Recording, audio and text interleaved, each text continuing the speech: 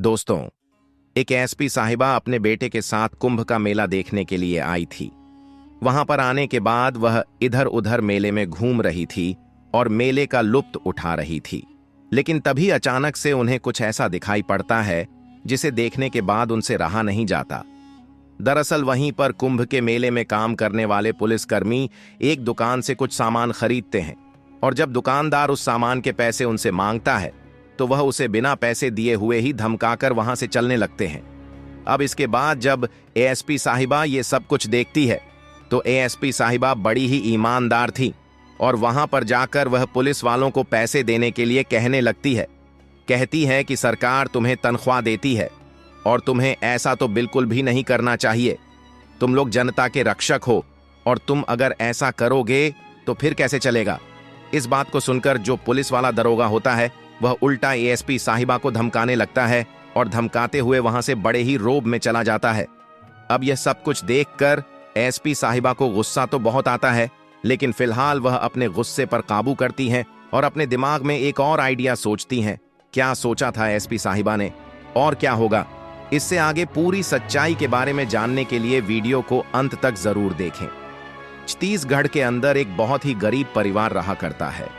उस परिवार के अंदर एक लड़की है जिसका नाम है कल्पना। कल्पना जो कि पढ़ने लिखने में काफी ज्यादा होशियार है और वह अपनी पढ़ाई के दम पर अपनी गरीबी को दूर करना चाहती है, क्योंकि बचपन से उसने वो दिन देखे हैं जिन दिनों में उनके घर में खाने तक के लिए खाना का जुगाड़ नहीं था। जब उसके पिता मजदूरी करके लाया करते तो उसके बाद ही उनका खाना बना करता। इन बातों को सोच सोचकर बचपन से वह ठान लेती है कि मुझे पढ़ लिख कर एक बड़ा अधिकारी बनना है ताकि मुझे यह सब कुछ चीज फ्यूचर में फेस ना करनी पड़े। इसी बात को सोचकर कल्पना पढ़ाई लिखाई करने लगती है और धीरे धीरे यूपीएसएससी का टेस्ट क्लियर करना चाहती है। वह अपनी पढ़ाई के लिए दूसरों के घरों में काम तक भी किया करती है, क्योंकि परिवार काफी ज्यादा गरीब था और उन लोगों के पास इतने पैसे नहीं थे। उसकी माँ उसे कहती भी है कि बेटी, तू ऐसा क्यों कर रही है, तू तो शादी कर ले और दूसरे घर चली जा, कोई भी दिक्कत नहीं है। लेकिन जो कल्पना होती है वो कह देती है कि नहीं माँ, ऐसा नहीं है, मुझे कुछ ना कुछ बड़ा करना है और इसी वजह से मैं पढ़ाई लिखाई कर रही हूँ ताकि मैं एक बड़ा अधिकारी बन सकूं और हम लोग इस गरीबी से छुटकारा पा सके। यही कहकर कल्पना अपनी पढ़ाई लिखाई में लगी रहती है और धीरे धीरे उसे कामयाबी मिल जाती है।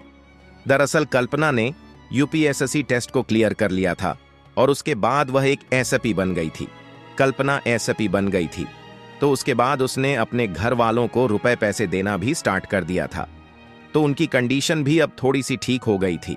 इसके बाद कल्पना जब मुंबई में ड्यूटी करती रहती है तो उसी दौरान उसकी मुलाकात एक प्रशांत नाम के अधिकारी से होती है और प्रशांत, जो कि कल्पना को पहली नजर में पसंद कर लेता है और एक दिन उससे अपने प्यार का इजहार कर बैठता है। अब कल्पना को शादी तो वैसे भी करनी थी और प्रशांत देखने में भी काफी ज्यादा हैंडसम था, तो वह उसकी इस बात को मान जाती है और अपने घर वालों से कहकर प्रशांत के साथ शादी कर लेती है। प्रशांत और कल्पना की शादी हो गई थी और इनकी शादी से घर वालों को कोई भी आपत्ति नहीं होती है, क्योंकि दोनों ही बड़े अधिकारी हैं, तो कोई भी कैसी भी दिक्कत नहीं है। और कुछ ही दिनों बाद कल्पना को एक लड़का होता है, जिस लड़के को पाकर वो दोनों बड़े ही खुश होते हैं। लड़के का नाम होता है रेहान और रेहान इनकी जिंदगी में काफी ज्यादा रोशनी कर देता है, क्योंकि वो लोग खुश तो पहले से ही थे, लेकिन जब से आया है उस दिन के बाद इनकी जिंदगी और भी ज्यादा खुशनुमा हो गई है और दोनों एक दूसरे के साथ हंसी खुशी समय व्यतीत कर रहे थे। लेकिन तभी अचानक से किसी कारण से प्रशांत की मौत हो जाती है और कल्पना अब रेहान के साथ अकेली उस घर के अंदर रह गई थी। और प्रशांत की मौत का कल्पना को बड़ा ही दुख होता है और वह सोचने लगती है कि ये मेरे साथ क्या हो गया। अभी तो मेरी गृहस्थी अच्छी तरह से बसी भी नहीं थी, उससे पहले ही ऊपर वाले ने हम दोनों को अलग कर दिया। लेकिन वो एक एसपी थी और एसपी होने के नाते ये सब चीजें उसको पीछे छोड़नी पड़ती हैं और अपनी जिंदगी में दोबारा से कम बैक करना पड़ता है। इसके बाद जो कल्पना होती है वह साथ में अपने बच्चे का भी ख्याल रखा करती और साथ में अपनी ड्यूटी को भी किया करती है, तो इससे उसे बहुत ज्यादा परेशानी हुआ करती है। क्योंकि उनकी ड्यूटी में उनका कोई टाइम टेबल नहीं था, तो इसी वजह से वह गांव से अपनी मां को अपने बच्चे की देखभाल के लिए बुला लेती हैं और खुद अपनी ड्यूटी पर तैनात हो जाती है। इसी तरह से धीरे धीरे समय बीतता और समय के साथ साथ समय आ गया था महाकुंभ का, यानी कि 22 जनवरी 2025 का समय आ गया था। और एक शाम को कल्पना जब अपने घर जाती है तो घर जाकर न्यूज चैनल पर न्यूज देख रही थी और उसी समय उसे टीवी के अंदर महाकुंभ की न्यूज दिखाई देती है। दोनों माँ बेटे एक साथ बैठकर टीवी देख रहे थे। तो जो बेटा होता है, फिलहाल तक उसकी उम्र 9 साल हो गई थी और 9 साल का बेटा अपनी माँ से कहने लगता है कि माँ, यह महाकुंभ क्या होता है। अब इसके बाद जो कल्पना की माँ होती है वह भी वहीं पर बैठी थी, तो उस बच्चे को समझाने लगती है। कहती है कि बेटा, ऐसे ऐसे मेला होता है और यहाँ पर करोड़ों की संख्या में लोग आते हैं इस मेले में डुबकी लगाने के लिए, और इस मेले में डुबकी लगाने से पापों का निवारण हो जाता है। अब इसके बाद जो कल्पना का बेटा था वह इन सभी बातों को बड़ी गौर से सुन रहा था और कल्पना ऐसा सुनते हुए उसे देख रही थी। देखने के बाद वह सोचती है कि क्यों ना मैं बेटे को इस मेले को दिखा ही दूं और मेरा भी घूमना फिरना हो जाएगा, क्योंकि बेटा अगर इन चीजों को जानना चाहता है तो क्यों ना उसे अपनी संस्कृति के बारे में अच्छी तरह से दिखाया जाए। यही सोचकर कल्पना अपने बेटे से कहने लगती है कि बेटा, क्या तुम्हें कुंभ का मेला देखना है। अब बेटा जब इस बात को सुनता है तो उसके मन में पहले से इन बातों को सुनकर जिज्ञासा जाग उठी थी, तो वह कहने लगता है कि हाँ, मैं इस मेले को देखना चाहता हूं। इसके बाद कल्पना कहती है कि ठीक है बेटा, अगर ऐसी बात है तो कल मैं अपने वहां से छुट्टी ले लेती हूं और हम लोग भी मेला देखने के लिए जाएंगे। इस बात को सुनकर कल्पना का बेटा बड़ा ही खुश होता है और वह काफी ज्यादा एक्साइटेड है। इस मेले को देखने के लिए दूसरे दिन कल्पना 6 दिन की छुट्टी अपने ऑफिस से ले लेती है और वापस से अपने घर आकर अपनी मां से सामान पैक करने के लिए कहने लगती है। तो उसकी मां पहले तो मना करने लगती है, लेकिन कल्पना कहती है कि मां, मुझे पता है कि आपने भी कभी भी कुंभ का मेला नहीं देखा है, तो इस बार मैं आपको अपनी तरफ से ले जा रही हूं और आपको मेरे साथ चलना होगा। इसके बाद मां भी कुंभ का मेला देखने के लिए तैयार हो जाती है और तीनों जन, यानी कि मां, उसकी बेटी और उनका बेटा, सभी लोग इकट्ठा होकर वहां से सीधा प्रयागराज के लिए निकल जाते हैं। प्रयागराज में आने के बाद वो लोग अपनी रहने की व्यवस्था कर लेते हैं। मां काफी ज्यादा बुजुर्ग थी, तो वह स्नान करने के बाद अपनी बेटी से कह देती है कि बेटी, मैं तुम्हारे साथ नहीं चल पाऊंगी, मैं वहीं पर आराम कर रही हूं, तुम लोग मेले में घूम लो और उसके बाद यहां पर आ जाना। ऐसा कहकर उसने कल्पना और उसके बेटे को मेले में घूमने के लिए छोड़ दिया था और खुद वहां पर जाकर आराम करने लगी थी। इसके बाद कल्पना और उसका बेटा मेले में घूम रहे हैं और तरह तरह की विचित्र चीजों को देखकर बड़े ही खुश हो रहे हैं। जो कल्पना का बेटा है वह इन सभी चीजों को देखकर बड़ा ही खुश होता है, क्योंकि यह सब कुछ उसके लिए पहली बार था और ऐसा कुछ उसने अब तक अपनी जिंदगी में नहीं देखा था। वह तरह तरह के साधुओं को देखता है। ढेर सारे मीडिया वाले हैं जो कुछ साधुओं का इंटरव्यू ले रहे हैं, तो कुछ वहां पर मेले के अंदर आई हुई भीड़ को दिखा रहे हैं। तभी एक मीडिया वाला एक साधु महात्मा के पास जाता है जो कि कांटों की सैया पर लेटे हुए थे। उसके बाद वहां पर जाकर उनसे अजीब सा सवाल कर देता है और इस बात को लेकर जो साधु महात्मा होते हैं वो उसके साथ कुछ ऐसा कर देते हैं कि जो सभी के लिए हंसी का पात्र बन जाता है। दरअसल वो मीडिया वाले ने साधु महात्मा के पास जाकर उनसे पूछा, क्या ये कांटे नकली हैं जो तुम्हें चुभ नहीं रहे हैं। अब साधु महात्मा इस बात को देखकर थोड़े से नाराज हो जाते हैं और एकदम से खड़ा होकर एक कांटा निकालते हैं और उस कांटे को उसके हाथ में चुभो देते हैं। जैसे मीडिया वाले के हाथ में कांटा चुभाता तो एकदम से उसको दर्द होता है और वो एकदम से चिल्लाने लगता है। अब इसके बाद सभी लोग वहां पर इकट्ठा हो गए थे, तो साधु कहता है कि पता चला कि ये नकली कांटे हैं। असली कांटे अगर अभी भी आपको विश्वास नहीं हो रहा है तो आप इस पर आकर बैठकर देखिए, आपको पता चल जाएगा। इस बात को सुनकर जो मीडिया वाला होता है वो पीछे की तरफ खिसकने लगता है, लेकिन वहीं पर जो साधु होता है वो उसको कांटों के ऊपर ले जाने के लिए खींचने लगता है। ये सब कुछ देखकर वहां पर खड़े हुए कुछ लोग मीडिया वाले पर हंसने लगते हैं, तो कुछ लोग उस मीडिया वाले को पीछे की तरफ खींचने लगते हैं ताकि वो साधु उन्हें कांटों को ऊपर ना ले जाए। इसके बाद वह उनसे माफी मांगता, कहता कि महाराज मुझे माफ कर दो, मुझसे गलती हो गई। दरअसल मुझे ऐसे सवाल आपसे नहीं करने चाहिए थी। ये सब कुछ दोनों माँ बेटे वहां पर खड़े होकर देख रहे थे, यानी कि कल्पना और कल्पना का बेटा, और वो लोग भी इस बात को देखकर हंस रहे थे। इसके बाद वो लोग आगे की तरफ जाते हैं और घूमते घूमते जो बेटा होता है वह कुछ खाने का इशारा कर देता है। अब जब मां देखती है कि बेटे को भूख लगी है, तो वो एक छोटे से ढाबे पर, जो वहीं कुंभ के मेले में लगा हुआ था, वहां पर खाना खाने के लिए बैठ जाते हैं। उनके ही साइड वाली सीट पर एक दरोगा और उसका कांस्टेबल बैठा हुआ था, और वो लोग भी बैठकर वहां पर खाना खा रहे थे। अब माँ बेटे ने अपने लिए खाना ऑर्डर कर लिया था, और जो वहां पर कर्मचारी होते हैं वो उनके लिए खाना ले आए थे, और वो दोनों बैठकर उस खाने को खा ही रहे थे। इतनी देर में जो साइड में दरोगा और हवालदार बैठे हुए थे, उन लोगों का खाना खत्म हो जाता है और वह वहां से उठकर चलने लगते हैं। अब तभी वहां पर जब वो लोग बाहर निकल रहे थे, उस होटल से बिना पैसा दिए हुए, तभी एक होटल वाला आता है और आने के बाद उनको रोकता है और कहता है कि साहब, पैसे पैसे तो दे दीजिए, आपने खाना तो खा लिया है। लेकिन तभी जो दरोगा होता है उसको धमकाने लगता है और कहता है कि तुम लोग हमसे पैसा मांग रहे हो, तुम्हें पता भी है कि हम लोग कौन हैं। हम चाहे तो तुम्हारे होटल को 1 सेकंड में बंद करा सकते हैं और तुम्हें इसकी बहुत बड़ी कीमत चुकानी पड़ सकती है। यह बात सुनकर वह होटल वाला कहने लगता है कि देखो साहब, जो खाना आपने खाया है वो पैसों से बनता है और मैं आपको ऐसे नहीं जाने दूंगा। इतनी देर में जो एसपी साहिबा वहां पर खाना खा रही थी, उनसे ये सब कुछ देखा नहीं जाता है और वह उठकर उस दरोगा के पास चली जाती है, क्योंकि एसपी साहिबा काफी ज्यादा ईमानदार हैं और यहां पर एक दरोगा अपनी वर्दी का फायदा उठाकर पैसे देने से बचना चाहता है। तो जो एसपी साहिबा होती हैं वो उससे कहने लगती हैं कि देखो सर, आपको ये सब कुछ शोभा नहीं देता, आपको सरकार तनख्वाह देती है तो आप भी आम लोगों की तरह इन लोगों को पैसे दो और यहां से चुपचाप निकल जाओ। अब इस बात को सुनकर दरोगा जो होता है वो थोड़ा सा गर्म हो जाता है और उस एसपी साहिबा को ही धमकाने लगता है, क्योंकि एसपी साहिब फिलहाल एक साधारण महिला के भेष में थी। वो कहने लगता है कि तुम महिला हो, तुम दूर रहो इस मामले से, तो ही अच्छा है। इन लोगों को मैं अपने आप देख लूंगा, और अगर तुमने ज्यादा जबान चलाने की कोशिश की तो फिर देख लेना तुम्हारे साथ क्या होगा।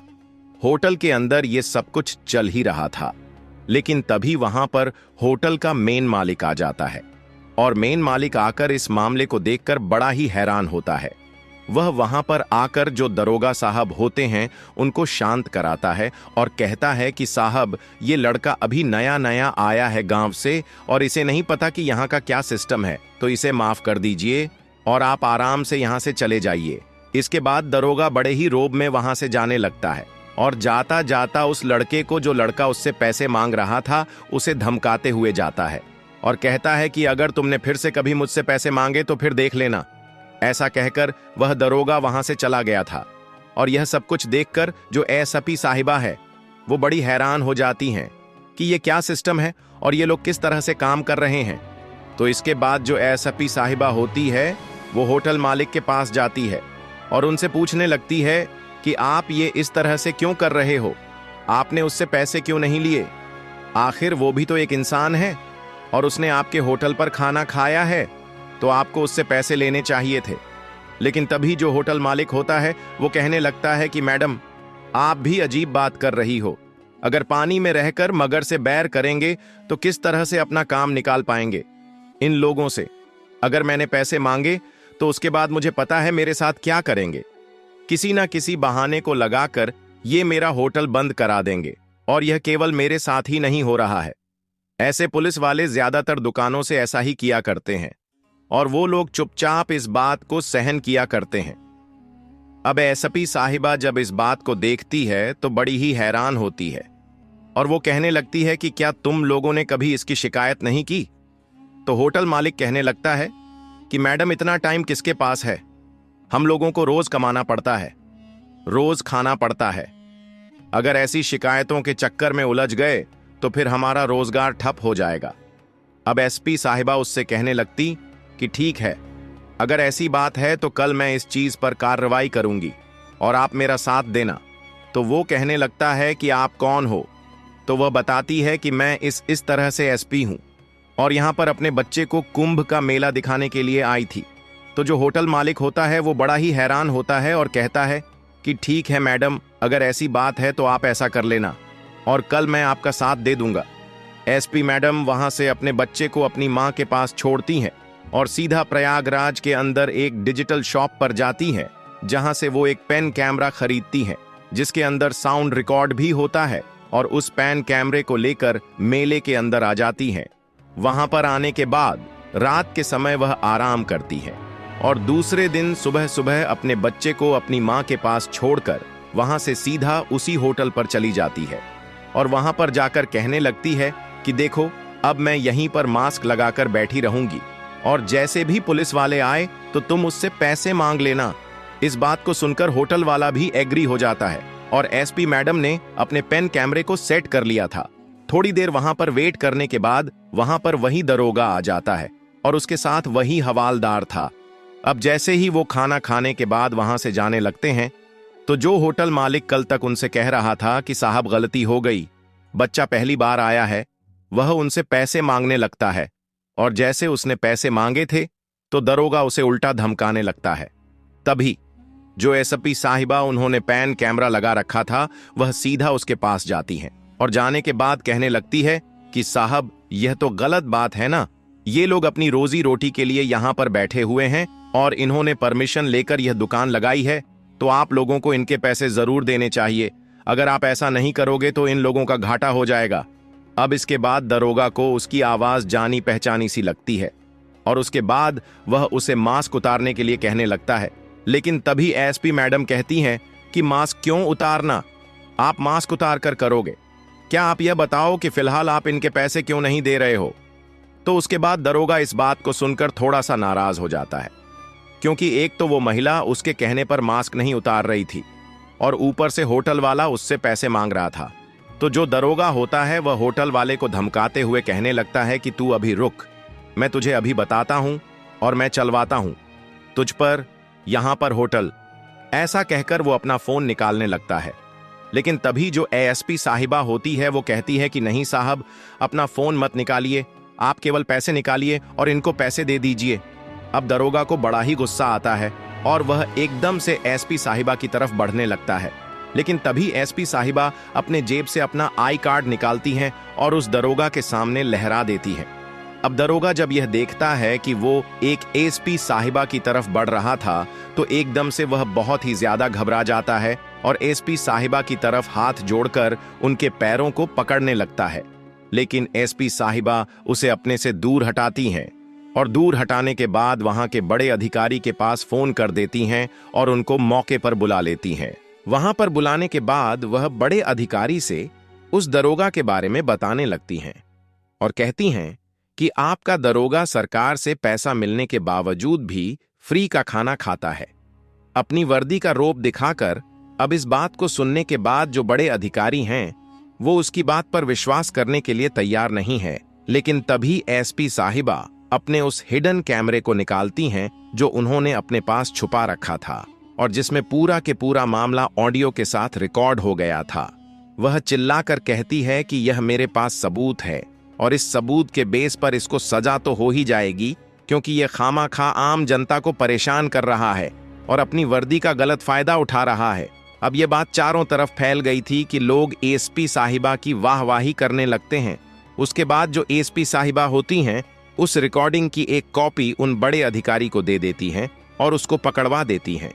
पकड़वाने के बाद एसपी साहिबा वहां पर अपने बच्चे के साथ और भी घूमती हैं और घूमने के बाद वापस अपने यहाँ पर चली जाती हैं और अपने काम को करने लगती हैं। इसमें बाद में उन्हें पता चलता है कि इस दरोगा को फौरन से सस्पेंड तो कर ही दिया गया है और उसके बाद उस पर आगे की कार्रवाई हो रही है।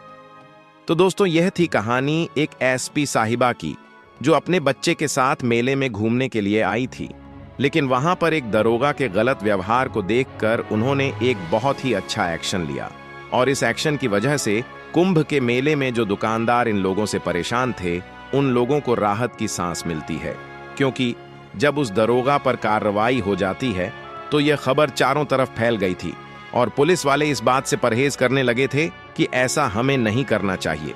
अगर हम ऐसा करते हुए पकड़े गए तो हम लोगों की भी नौकरी तो चली ही जाएगी और साथ में हमें सजा भी हो जाएगी। आप क्या कहना चाहते हो एसपी मैडम के बारे में? आप क्या कहना चाहते हो दरोगा साहब के बारे में? आपकी जो भी राय हो तो कमेंट सेक्शन में लिख सकते हो, लोगों के साथ शेयर कर सकते हो। वीडियो अगर अच्छी लगी हो तो वीडियो को लाइक और चैनल को सब्सक्राइब जरूर करें ताकि हमें थोड़ा सा हौसला मिले। आप लोगों के लिए ऐसे ही अच्छे अच्छे वीडियो बनाने के लिए इन कहानियों को सुनाने का उद्देश्य किसी को परेशान करना बिल्कुल भी नहीं है।